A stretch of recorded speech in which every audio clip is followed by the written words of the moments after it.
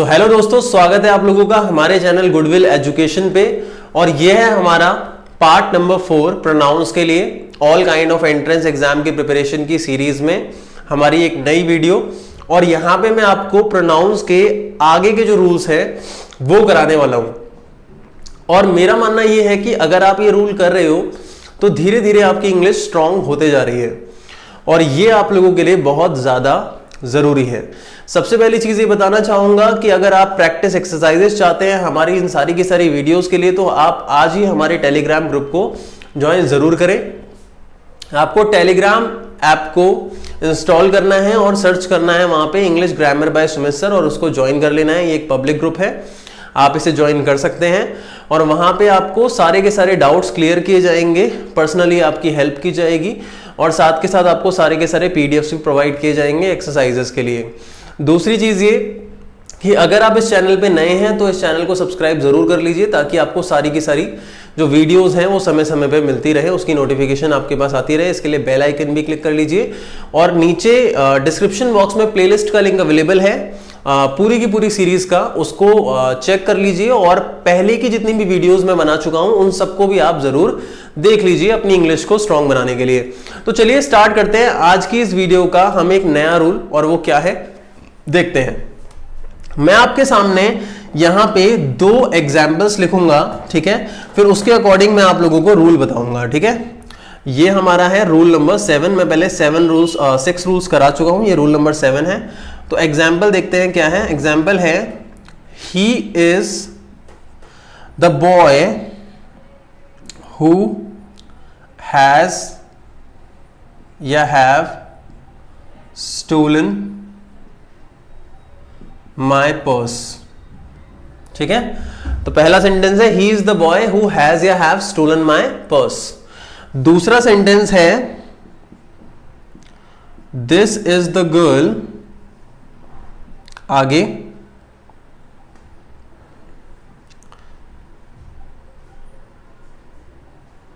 Who was या फिर वर, who was या फिर वर्क मेकिंग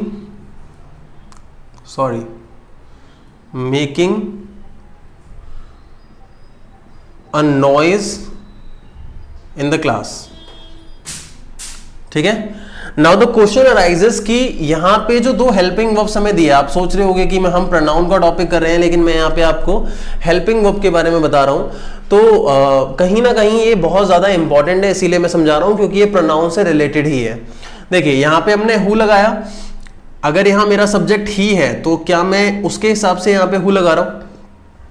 अगर ऐसी बात है तो फिर तो यहां मैंने दिस लगाया है, दिस नॉन लिविंग के लिए यूज होता है, तो अल्टीमेटली मुझे यहां पे हु की जगह विच लगा देना चाहिए। तो हमारा रूल यही है, ध्यान से समझना। रूल ये है कि कभी भी अगर हमारे सेंटेंस में कोई भी रिलेटिव प्रोनाउन आ रहा है, रिलेटिव प्रोनाउन का मतलब या तो हु आएगा या विच आएगा या दैट आएगा, तो रिलेटिव प्रोनाउन के साथ में जो ये वर्ब आएगी, ये वर्ब जो है वो डिपेंड करेगी उस वर्ड पे जो रिलेटिव प्रोनाउन से पहले आ रहा होगा, ठीक है। मतलब कि हु से पहले अगर बॉय आ रहा है तो ये जो वर्ब होएगी ये इस बॉय पे डिपेंड करेगी, ना कि ही पे, ठीक है। ऐसे ही यहां पे भी वॉज या वर जो होगा वो रिलेटिव प्रोनाउन से पहले जो वर्ड आ रहा है गर्ल, उस पे डिपेंड करेगा। तो ऐसे ही अगर मेरा रिलेटिव प्रोनाउन यहां पे आ रहा है तो वो भी इसी पे डिपेंड करेगा, ये आपको ध्यान रखना है, ठीक है। तो ही इज द बॉय के लिए यहां पे हमने हु लगाया, तो इट मींस बॉय के लिए हमने हु लगाया है। ऐसे ही बॉय के बेसिस पे हम यहां पे या तो हैज लगाएंगे या हैव लगाएंगे, तो करेक्ट क्या होगा हैज। ऐसे ही दिस इज द गर्ल में जो गर्ल है उसके बेसिस पे क्या करेक्ट होगा यहां पे वॉज। समझ में आई मेरी बात, कोई डाउट है? तो रिलेटिव प्रोनाउन किस बेसिस पे लगेगा वो भी मैंने समझा दिया और साथ के साथ जो आपकी वर्ब है वो किस बेसिस पे लगेगी वो भी मैंने आपको समझा दिया है। इस रूल को आप जल्दी से नोट कर लीजिए, अगर आपको ये समझ में आ गया है तो बहुत ही अच्छी बात है, ठीक है। साथ के साथ मैं यही कहूंगा कि सारी की सारी वीडियोस को पूरा जरूर देखना है। हर एक वीडियो के अंदर हर एक टॉपिक को आपको नोट करना है, अपने रजिस्टर में प्रॉपर नोट्स बनाने हैं, क्योंकि आपको दूसरों की तरह नहीं करना, वीडियो को स्किप कर करके नहीं देखना अगर आप पूरे कॉन्सेप्ट्स को क्लियर करना चाहते हो तो गाइस मूव करते हैं अपने नेक्स्ट रूल की तरफ, जो कि है हमारा रूल नंबर 8। आई होप आपने नोट कर लिया होगा। तो हमारा रूल नंबर 8 जो है अगेन वो बहुत ही इंपॉर्टेंट रूल है, ठीक है। और रूल नंबर 7 और रूल नंबर 8 दोनों को मिला के हमारे कुछ क्वेश्चंस भी बनते हैं, तो मैं उसके बारे में भी आपको बताऊंगा। तो चलिए देखते हैं हमारा रूल नंबर 8। तो हमारा रूल नंबर 8 क्या कहता है गाइस, यहां पे मैं एक रूल लिख रहा हूं, देखिए जल्दी ध्यान से। It plus helping verb plus और प्रोनाउन। तो ऑब्वियस सी बात है, इट के साथ हमारी हेल्पिंग वर्ब अगर आएगी तो प्रेजेंट में अगर आएगी तो इज आ सकती है, पास्ट में अगर आएगी तो वॉज आ सकती है। तो इट इज या फिर इट वॉज। अब क्वेश्चन ये रेज होता है कि यहां पे जो प्रोनाउन आएगा, क्या आएगा, जो प्रोनाउन आएगा वो कौन सा केस होगा। जैसे कि वो सब्जेक्टिव केस होगा, मतलब नॉमिनेटिव केस, या फिर वो ऑब्जेक्टिव केस होगा, दोनों में से कौन सा होगा।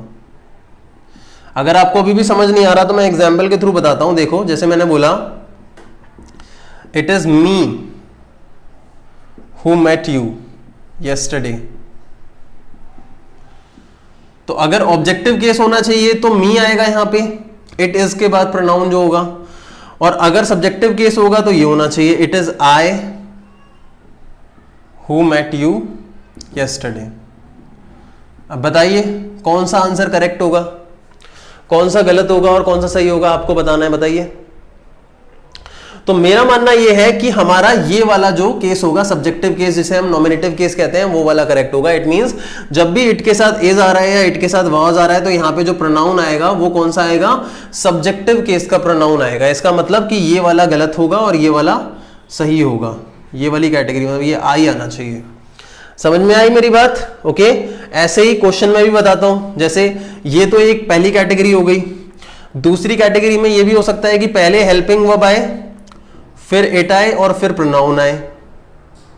तो अब यहां पे प्रोनाउन कौन सा होगा, सब्जेक्टिव या ऑब्जेक्टिव। जैसे was it you question mark, तो यू तो भाई सब्जेक्ट ऑब्जेक्ट दोनों ही सेम होता है, इसमें तो कोई दिक्कत ही नहीं है। ऐसे he was it him question mark, तो हिम आना चाहिए, ही आना चाहिए। तो यहां पे भी क्या आना चाहिए, ही आना चाहिए। मतलब इस कैटेगरी में जब हेल्पिंग वर्ब आ जाती है तो बस क्वेश्चन मार्क आगे आना चाहिए, और बाकी जो प्रोनाउन होगा ये प्रोनाउन आपका कौन सा केस होगा, सब्जेक्टिव केस ही होगा, जिसे हम नॉमिनेटिव केस भी कहते हैं। समझ में आई मेरी बात? कोई डाउट तो नहीं है? ये है हमारा रूल नंबर 8।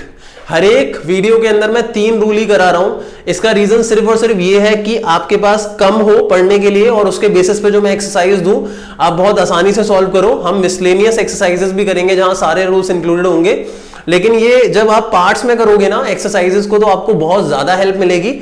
इसीलिए मैं ऐसा कर रहा हूं। तो प्लीज इन वीडियोस को पूरा पूरा जरूर देखें, क्योंकि वीडियो की लेंथ इतनी ज्यादा भी नहीं होती जो आप सोचें कि यार पूरी क्या देखूं और स्किप कर करके देखें। तो पूरी वीडियोस देखें, और टेलीग्राम ग्रुप के अंदर जो भी मैं भेज रहा हूं आपको अपडेट, जो भी एक्सरसाइजेस मैं भेज रहा हूं वो सारी की सारी जरूर करिए, क्योंकि जब तक आप प्रैक्टिस नहीं करेंगे तब तक आप नहीं कर पाओगे चीजों को। प्रैक्टिस करना बहुत ज्यादा जरूरी है, ठीक है गाइस?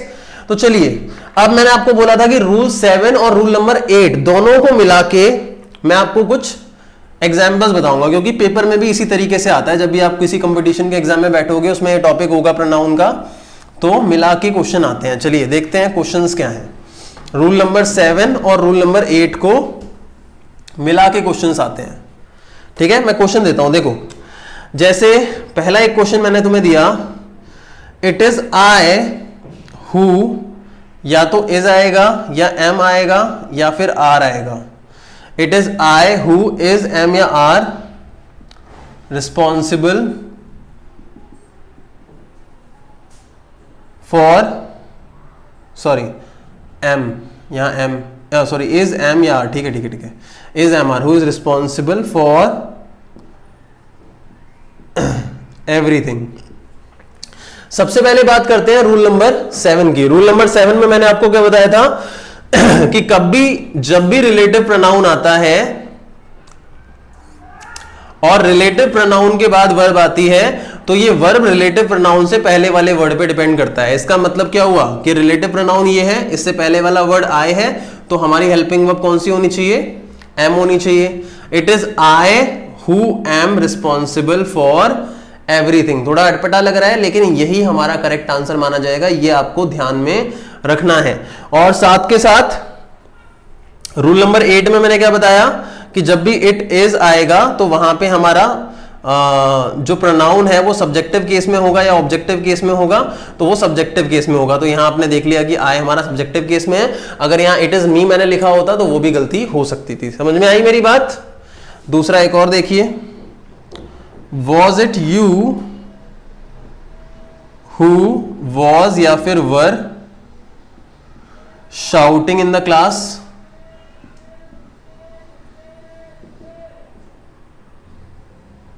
Question mark. समझ में आया? ओके। अब सेम इंटरोगेटिव में भी वही चीज थी कि सब्जेक्टिव केस होगा तो यू तो सब्जेक्टिव ऑब्जेक्टिव दोनों एक ही होता है। अब दूसरी चीज मैंने आपको क्या बताई, ये वाला तो हो गया।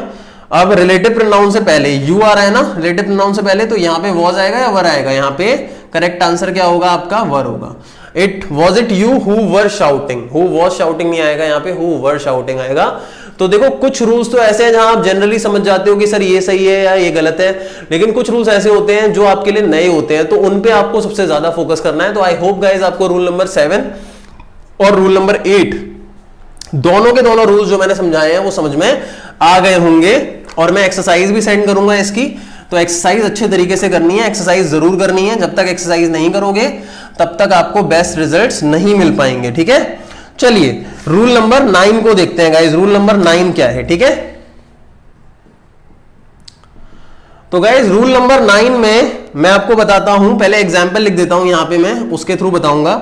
One must keep his promises, ठीक है। अब ध्यान रखना, पहले ये बताओ ये सही है या गलत है।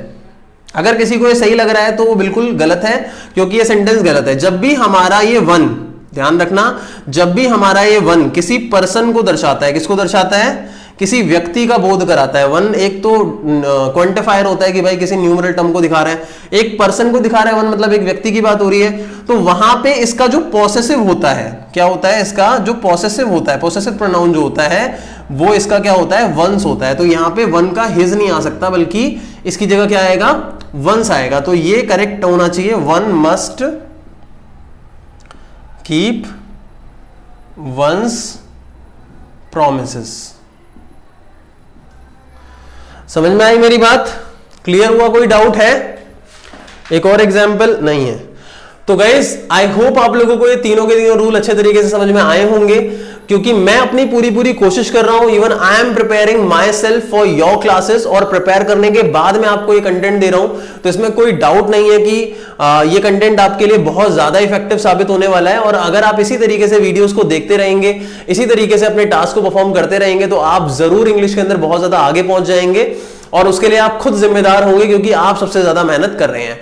तो guys thank you so much for watching this video. मैं देख रहा हूं वीडियो पे लाइक्स उतने नहीं आते जितने व्यूज आते हैं। तो जितने भी बच्चे इसको देख रहे हैं, स्पेशली मेरे जो स्टूडेंट्स हैं जिनको मैं गाइड कर रहा हूं, तो वो तो एटलीस्ट लाइक जरूर करो। और जो नए स्टूडेंट्स आए हैं वो इस चैनल को सब्सक्राइब जरूर करो, ताकि आने वाली वीडियोस की भी अपडेट्स आपको मिलती रहे। किसी भी चीज की लेटेस्ट नोटिफिकेशन के लिए आप मुझे इंस्टाग्राम पे फॉलो जरूर करो, क्योंकि मैं वहां पे लेटेस्ट नोटिफिकेशन जो है वो देता हूं हर एक वीडियो को लेके, एक्टिविटीज को लेके। तो मेरा Instagram user name @Sumit seminars है, जो नीचे डिस्क्रिप्शन बॉक्स में भी अवेलेबल है। तो आप मुझे जल्द से जल्द फॉलो कर लीजिए। Thank you so much for watching this video.